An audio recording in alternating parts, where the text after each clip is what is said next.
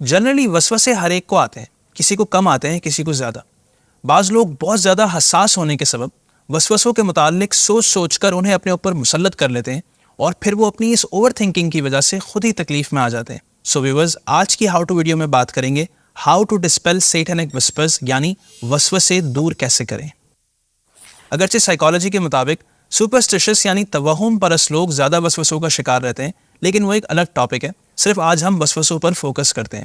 یاد رکھیں، مسلمان جس قدر اللہ پاک کی اطاعت میں آگے بڑھتا ہے، اسی قدر شیطان کی مخالفت اور دشمنی بھی بڑھ جاتی ہے۔ شیطان طرح طرح کے مکر و فریب کے جال بچھائے رہتا ہے اور بندے کو اللہ پاک کی عبادت اور نبی کریم صلی اللہ علیہ وآلہ وسلم کی سنت سے روکنے کی بھی بھرپور کوشش کرتا ہے، اور طرح طرح کے وسوسے دلا کر نیگیٹو تھاٹس ذہن میں پیدا کر کے پریشان کرتا رہتا ہے۔ وسوسوں کا سب سے پہلا اور سمپل ترین سولوشن یہ ہے کہ اگر وسوسوں پر غور ہی نہ کیا جائے تو جنرلی یہ خود بخود ہی ختم ہو جاتے ہیں، لیکن اس میں ایمفیسس اس بات پر ہے کہ وسوسوں پر غور نہ کیا جائے، لیکن جب شیطان زور لگاتا ہے تو اچھے اچھوں کو غور کرنے پر مجبور بھی کر دیتا ہے۔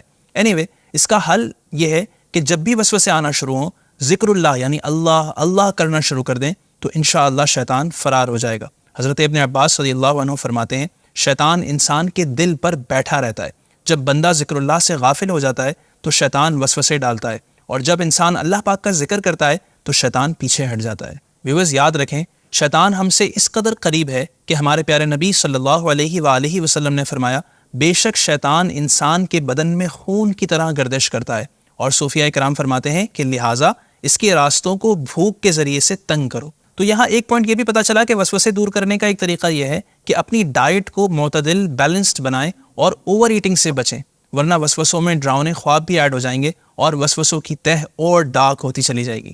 اسی طرح جب بھی کوئی وسوسہ آئے تو تعوذ یعنی اعوذ باللہ من الشیطان الرجیم پڑھ کر اسے دور کر دیں، کیونکہ وسوسے آنے کی صورت میں قرآن کریم میں بھی اللہ پاک کی پناہ مانگنے کا حکم دیا گیا ہے۔ چنانچہ پارہ 9 سورہ اعراف کی آیت نمبر 200 میں ارشاد ہوتا ہے، وَإِمَّا يَنزَغَنَّكَ مِنَ الشَّيْطَانِ نَزْغٌ فَاسْتَعِذْ بِاللَّهِ إِنَّهُ هُوَ السَّمِيعُ الْعَلِيمُ۔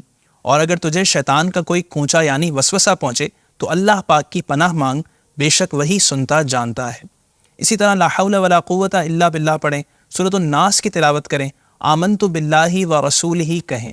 ویورز، یاد رکھیں کہ کسی بھی نیگیٹو چیز پر دھیان نہ دیں، کیونکہ جب بھی شیطان کی بات پر دھیان دیا جاتا ہے تو پھر یہ پیچھے ہی پڑ جاتا ہے۔ حضرت عمر بن مرہ رضی اللہ عنہ فرماتے ہیں، شیطان جسے دیکھتا ہے کہ میرا وسوسہ اس میں کارگر ہوتا ہے، کام کر جاتا ہے، تو سب سے زیادہ اس کے پیچھے پڑ جاتا ہے۔ اعلیٰ حضرت مولانا شاہ امام احمد رضا خان رحمۃ اللہ علیہ فرماتے ہیں، اس بلائے عظیم یعنی وسوسے کی عادت یہ ہے کہ جس قدر اس پر عمل ہو اسی قدر یہ بڑھتا ہے، اور جب قصداً اس کا خلاف کیا جائے تو بإذنہ تعالیٰ تھوڑی مدت میں بالکل ختم ہو جاتا ہے۔ لہٰذا وسوسوں کی طرف بالکل توجہ نہ دیں اور اللہ پاک سے ہر وقت شیطان کی شرارتوں سے پناہ مانگتے رہیں۔ اسی طرح ہمارے پیارے نبی صلی اللہ علیہ وسلم نے فرمایا، کوئی غسل خانے میں ہرگز پیشاب نہ کرے پھر اس میں نہائے یا وضو کرے گا، کیونکہ وسوسے اسی سے ہوتے ہیں۔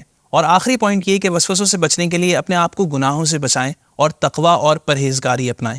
حضرت سیدنا امام محمد غزالی رحمۃ اللہ علیہ فرماتے ہیں، اگر تم شیطان سے بچنا چاہتے ہو تو پہلے تقوی کے ذریعے پرہیزگاری اختیار کرو، پھر ذکر کی دوا استعمال کرو، یوں شیطان تم سے بھاگ جائے گا۔